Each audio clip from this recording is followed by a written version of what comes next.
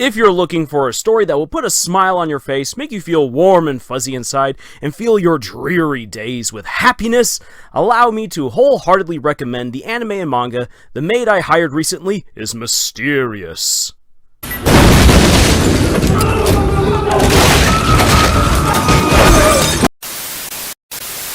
Hi there everyone, Lars here from Camille's Harem. Not just a podcast for novice writers by novice writers, but also a YouTube channel by novice writers for novice writers. Because writing is an adventure, it's more fun with friends.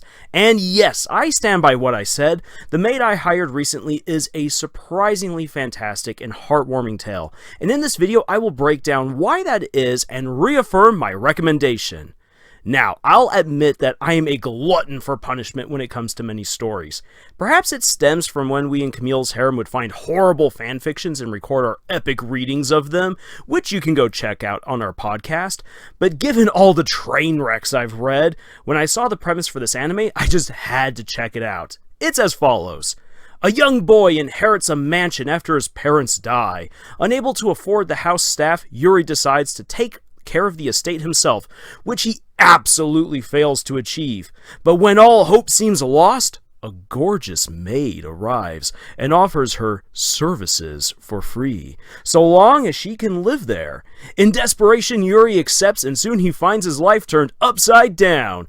Everything Lilith, this mysterious maid, does is perfect, and he feels himself falling under a strange spell. She flirts with him, telling that she intends to make him fall in love.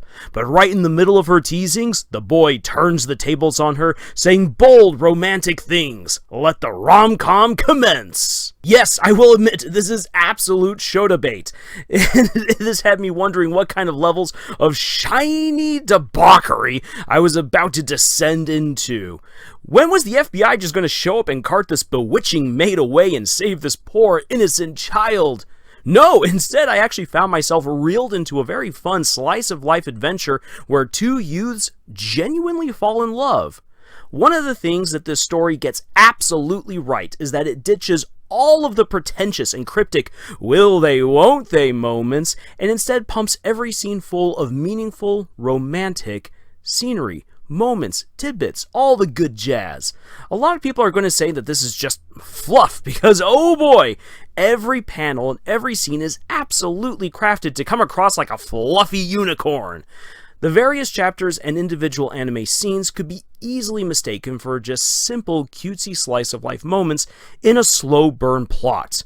The fact of the matter is, however, that everything about this story is anything but. I've brought up in numerous analyses before that if you want to write a strong romance, you need to have clear mile markers that show how the couple in question are progressing. These mile markers clearly communicate to the audience how the relationship is progressing and also underline why the relationship is developing. Because we don't want a couple to just be smashed together. That's just lazy and forgettable. This, however, constitutes the process of sculpting your couple, rather than just shipping them. Displaying the interactions, the conversations that the couple has, the obstacles they overcome, their arguments, their meaningful moments, will all combine to make a well-defined and healthy romance that is memorable to your audience. These are the things, therefore, that we need to clearly see for a romance to be effective. The Maid I Recently Hired does all of this brilliantly, and yes, in this next part, I will engage in some spoilers for the first two episodes if you haven't already watched them, but I do want to demonstrate why this series has won me over so completely, and why I think many others will enjoy it too, especially because this anime came out kind of late within the season, so it's kind of behind, it kind of is in the middle of this large running, so it definitely deserves its own chance to stand in the spotlight. So, with that being said, let me start by highlighting some of the important mile markers that we need for Yuri and Lilith. First mile marker. While the master of the manor, Yuri, remains suspicious of Lilith throughout much of the story, there's already a very significant moment at the beginning where trust forms between them. Every scene directly referencing Lilith's eyes is important. For some context, her eyes are clearly unnatural in color, even in this anime world. They remind people of a witch's gaze, but for Yuri, they are simply beautiful and enchanting. And from that point on, You want to keep an eye out for every single moment where the color of Lilith's eyes is mentioned. The second mile marker is this, when Yuri confronts Lilith regarding his suspicions about her. This silly scene is all about miscommunication, the tables constantly turning on Lilith's teasings and on Yuri's mistrust. Two things I like about this scene is that, for one, the characters are remarkably straightforward with each other, which, for the more reserved and cryptic Japanese, is not something you often see, so it was very refreshing to get that. Furthermore, it establishes pretty early on that Lilith has secrets regarding Yuri, something she outright admits to him.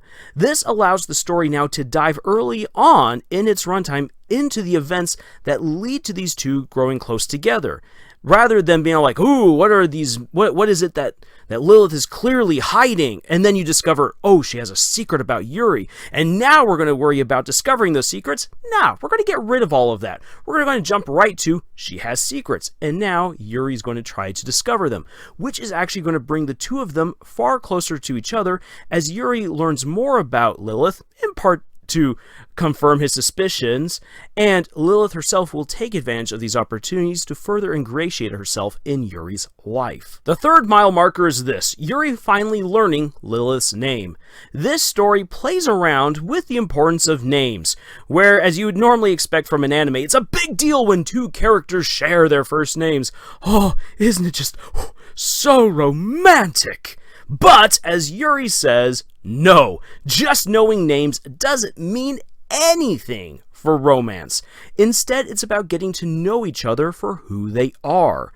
Yuri then invites Lilith to tell him more about herself, opening up the way for far more meaningful interactions with each other. So again, this anime is already jumping past all of the normal hurdles of what is the secret and when will they share each other's names. We're already through that with the first episode. We're going to move on now. Now, there are a lot more of these important mile markers in just the first two episodes, but I'm going to leave it off here with a fourth, one that I found to be pretty interesting, when Lilith teaches Yuri how to cook. This scene is cute and precious, and again chock full of simple misunderstandings between the two of them. But what is important here is that we get to see how they work together as a team. This gives us a gauge as to their compatibility and chemistry, which then should improve going forward. Any strong relationship requires teamwork, and we get to see that here. And it does tie off their earlier conversation regarding the use of love potions in the food Lilith makes, which has a pretty funny conclusion. So we're only 2 episodes in, and there are so many mile markers already, thereby showing a rapidly evolving relationship. And what I personally like, especially after having read the manga, is how these moments early on become important much later in the story and have deeper meaning once some of Lilith's secrets are revealed. Now, with enough practice, anyone can plot a well-progressed romance. What really makes this story, however, are its characters. Yuri's naive but forthright ways are incredibly endearing, and it's really cute to see how he continuously catches Lilith off guard. While he is very inexperienced, he is willing to learn, showing off much-needed humility in a protagonist that feels authentic and earned throughout the story's entirety. Meanwhile, Lilith's teasing and flirtatious attitude is balanced with her genuine sense of caring and selflessness. This helps make each scene all the more believable when her teasings backfire, and it's Yuri who unwittingly gets her to blush and make her heart pound like a jackhammer. Their chemistry is a strange one, I will give you that, but it actually works really well. The setting also helps bring out the best in their interactions. Each adventure so far is in the daily life of a young boy and his maid. They are close to each other physically for reasons that don't have to be contrived, and this makes their silly adventures then feel far more real and believable. In my opinion, these 3 elements really help bring out the most in this story. It would be very easy to pass off the Maid I Recently Hired as just simply shota trash, worthy of getting you in trouble with the authorities, or perhaps you might see it as just sweet cotton candy that's fun to watch, but is ultimately just another rom-com, nothing to write home about. However, the clear mile markers noting a rapidly evolving relationship, the strength of the core characters, and the setting that brings out the most in their refreshing chemistry really makes this show a highly entertaining and heartwarming watch, with plenty to chew on. It's not cotton candy at all, but a 5-course feast served up by Lilith herself. Novice writers can learn a lot from something like this. For instance, ideas that might seem bad at first are usually like that because they can easily go awry and fall apart. Just by the description for this story alone, I was dubious about the Maid I Recently Hired because it sounded like it was just going to veer off into really horrible places really fast. However, strong writing with a focused effort on the characters and their growth can quickly transform what might have been a garbage premise into a fantastic love story, like what we see here. It's neat to see that there are actually multiple anime this season that have managed to do just that. Take what sounds like a really horrible premise and actually spin it off into a fantastic tale. So again, I highly recommend The Maid I Recently Hired. It had me grinning from ear to ear with how funny and precious each scene was. The characters are phenomenal, and it does an impressive job in building up an unlikely friendship and budding romance in just 2 episodes.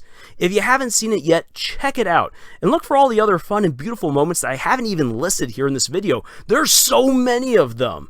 It really is just amazing how much ground this anime covers with its incredible pacing, and it doesn't lose anything along the way either, which is extremely impressive. So as you can see, I'm just by now singing this show's praises. So again, check it out. If you'd like other show, movie, or book recommendations, then please peruse our other videos here on YouTube. And if you're an author looking for advice and insight into how to hone your writing craft, please head on over to our podcast, Camille's Harem, found on Podbean, iTunes, Google Play, Spotify, the works, and we have writing exercises as well over at our Pinterest page. And we would love for you to join our growing community of authors. Links for all of that and more are in the description below. Thank you for joining us on this adventure that we call writing, and until the next video, y'all, watch out for love potions in your soup and suspiciously beautiful maids waiting outside your front door, and tschüss.